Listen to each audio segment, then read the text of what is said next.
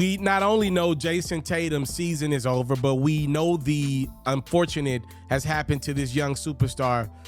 Tatum ruptured his right Achilles, which means he's probably going to miss another year's worth of time.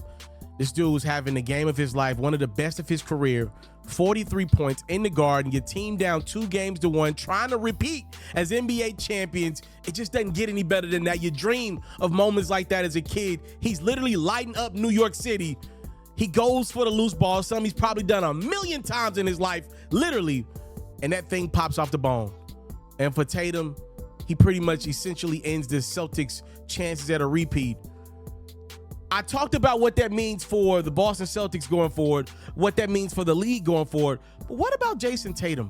When he returns to basketball, around the age 28, 29, I think there's going to be so much more appreciation for what this young man has already accomplished in his career. Probably similar to Kevin Durant after he came off his Achilles injury. People are just going to be happy to see Tatum play basketball. Let's not forget, this dude, alongside Jaylen Brown, have pretty much been the best ticket in the NBA you could buy over the last 5-6 years since they got into the league wearing that Boston green. They play basketball a lot.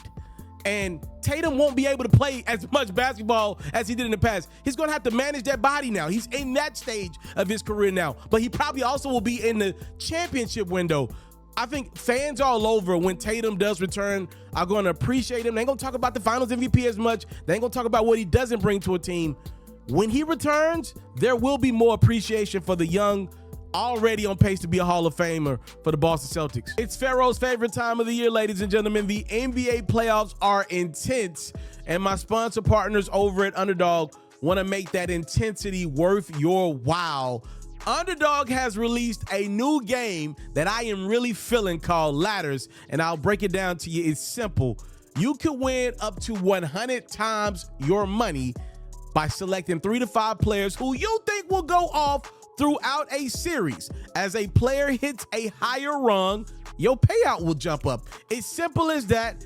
And when you sign up, all you got to do is use your boy promo code FERRO, F-E-R-R-O. You know I'm going to throw you a few dollars extra on your first deposit. Try Ladders out right now, only available on Underdog. Enjoy the Western Conference, Eastern Conference, and NBA Final. The Dallas Mavericks have literally completed one of the most ridiculous seasons in NBA history. Some are calling it rigged. They shocked the world when they traded their franchise's best and Luka Doncic, and then they shocked the world again when they won the 2025 NBA Draft Lottery.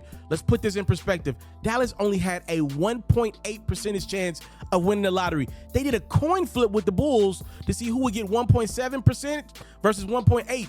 Sorry, Chicago, that 0.1% might have made a difference, as the Mavs now have a clear pathway to draft Duke standout forward Cooper Flagg, who averaged 19 points a game, 7.5 rebounds a game, 4 assists.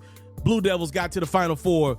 And the Mavs have already let it be known, teams do not call us. We are not trading our pick. We know who we're getting. We may make some other moves, but we will not be trading Cooper Flagg. Getting Cooper Flagg in this year's draft could be worth up to $500 million, maybe even $1 billion if things go out the right way. Just because you won the lottery, that's how much hope and potential Flagg can bring to your organization. Now there's a lot of questions for the Mavericks. Who do you trade if not going to be Cooper Flagg? They've let it be known that they have no plans on trading Cooper, but is this the right team? With Kyrie Irving reportedly looking at January 1 of 2026 as a return from his torn ACL, with Anthony Davis, who we've know had injuries in the past that have been significant, but he balled out to end the Mavs season in the play-in tournament against Memphis. What do you do with this roster that already has so much? By the way, made the finals just a season ago.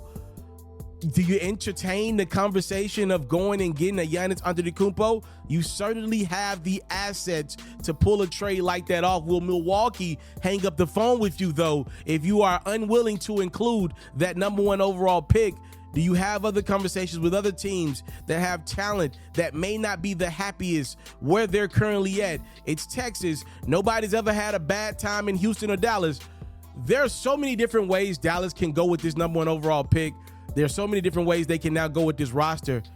They have added a lot of hype to a season that they already added hype to. So I can't wait to see what this team, Nico Harrison, who was once the villain just a few days ago, now seems to be in the driver's seat. for a lot of potential to sell to that Dallas Mavericks fan base. I can't wait.